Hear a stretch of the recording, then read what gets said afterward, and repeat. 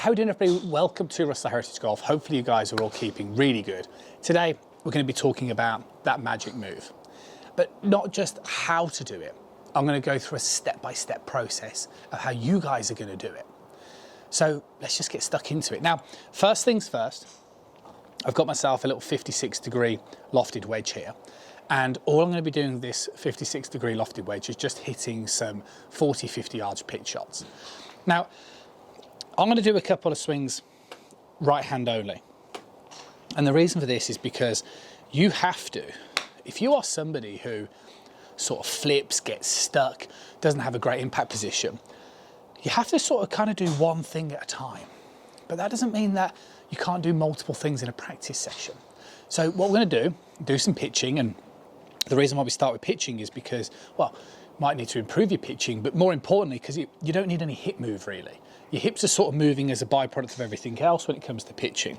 So all I'm trying to do is take it back, get my trainer arm coming through and pushing towards the target. Now, if I sort of do this, right, for a moment, if you kind of just watch this through swing again, yeah, that's a really high ball flight. So almost quite a like scoopy ball flight. Now it's a shot in golf if you wanted to hit like a lob shot. But what I want you to do is I want you to feel that rate of closure. And I want you to feel like you are releasing it, turning it over. And when you do that, the ball flight will lower dramatically. And that's exactly what we want. Now, if you start to do that and you feel like it goes off towards the left-hand side for a right-handed golfer, then that's when I want you to just emphasize pushing the elbow through more. Because what happens when you start to do things like drive your elbow is your club face will have more of a tendency to open. So therefore you're going to have to close it. Now, you've got options when it comes to closing the face. You might want to choose a stronger grip. You might prefer to choose trying to introduce less arm rotation and holding on to flexion. But for me, just improving that rate of closure is enough.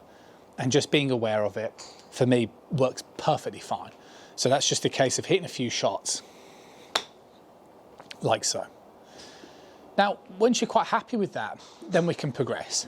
And what I don't expect you guys to be doing is working this practice session as fast-paced as I am. But if I stood here doing practice swings and sort of breaking it down, having a break, it'd be a pretty boring video. So you guys want to take this at your own pace, and you probably don't want to just kind of fire through the golf balls as quickly as I do. So you would do that to the point where that felt like you influenced it and changed it up a little bit. And then what I'd like you to do is just do a little drill where you put your lead foot in front of your trail foot, and so it's opposite the golf ball. And you're basically just trying to get that same feeling again with a short swing. Now, same again. If you start to get the release and you notice it goes down towards the left-hand side, then what you need to do is drive that elbow. Yeah, because although your body's restricted in this drill, it doesn't mean that you can't deliver this. And the reason why is because this is out of the way.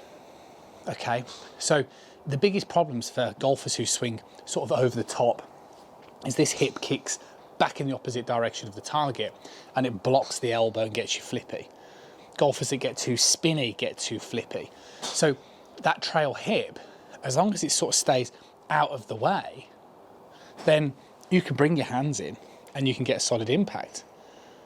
Because you haven't got enough rotation, you might feel like you get a little bit stuck, similar to what I demonstrated on that drill. But by no illusion does it mean that you can't demonstrate a good impact, because I can get my hands in this sort of position here. So that's a really important drill and probably a really important lesson for lots of you that associate that you need to trigger loads of rotation to be able to deliver a fantastic impact position. Now, once you sort of progress past that drill and past the pitching exercise, the next thing that we want to do is just make sure that we're maintaining this space. So you're just going to hit some full shots and your consciousness is just going to be in a big hip turn in the backswing position, and just make sure that we get that trail hip back and out of the way. And you want to kind of tell yourself that sort of feeling of turning the pelvis into the leg.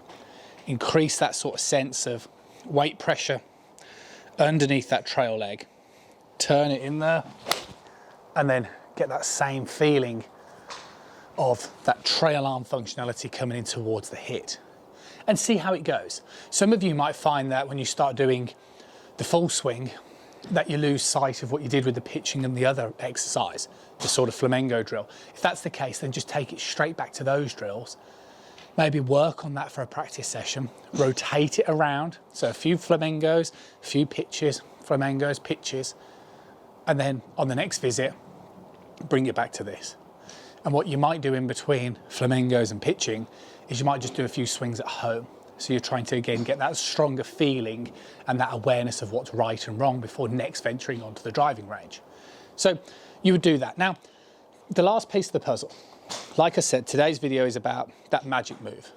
And the magic move is from the top of the backswing to the transition. As I've sort of really tried to showcase in this video, what we want to be doing is we want to make sure that we're not taking up any space. So we want to make sure this trail hip isn't kicking out and stopping us from driving our hands through. And that's where I want this emphasis still to remain. What I want you to do is the final drill looks so easy when I demonstrate it, but when I suggest this drill to people that I work with online and face to face, it's incredibly difficult to coordinate. But again, this is the kind of thing you'd want to be doing at home very competently, and then taking the same sort of feelings in towards the driving range. The reason why I love this drill is because we see it showcased within tour professional golfers and great ball strikers alike, and I think it's a real momentum shifter, and it's a recentering move. And what the recentering motion does is it brings all of this into more fluidity. And I'm just going to hit a couple of shots first, just sort of showcasing what I mean. So the way it would look is we would take the club back, and then as we swing up towards the top, the hips start to move back towards the target. Now, we're not going to start talking about weight pressure and where all the rest of it is. We're just going to talk about the premise of this. Now, how do you do that? Is you get yourself set up to the golf ball, and you'd put your lead foot by your trail foot and the club opposite your feet. So effectively, you're starting about 8 inches to the right-hand side for a right-handed golfer of the golf ball. Again, I want you to take the club back a couple of feet first. And all this does is it just stops you sort of triggering too much rotation too quickly. And you can pause there if you like. Now, the idea is as you now get those same feelings of the hip rotation we talked about earlier and swinging up to the top, I want you to re-establish the place where your lead foot would have been. So, like so. Now, what this is doing is this is introducing linear motion as I complete my backswing, but it's going to make it so much easier and more fluidity to get through the ball as you initiate that downswing. So it will look like so. So you take it back, up, step, and through. And like I say, it would look pretty straightforward, but what you don't want to do is you don't want to get set up, take it back, swing up to the top, and then step and bring it down at the same time, because then you're going to be moving like this. And we want to be moving like this. This hip has to stay back and out of the way. And that's how I would do this drill. If you're really keen on taking your golf to that next level, this is a really important exercise. So, like so, take it back as I swing up. Yeah, like so. And this is it. So you go set up, take it back, and then as I turn up towards the top, I'm simultaneously stepping, stepping, stepping. Now what you can see as I do this is the way I'm moving to my left, but you can also see the way there's very little weight as I'm doing this on my left. Yeah, then I get the weight in the left. So it goes boom, boom, boom, boom. And you start doing this and you'll feel that glute working and that weight pressure in that trail leg.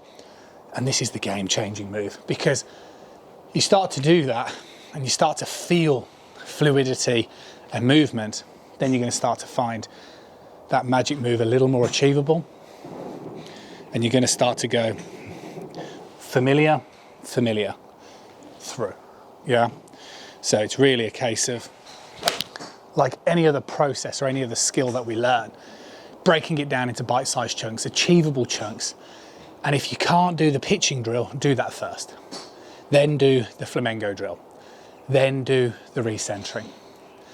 And one day, if you practice well enough and you reflect upon those areas, you'll be in a position to be able to generate so much more power and athleticism, and the whole thing will just seem so much easier. See you guys again soon.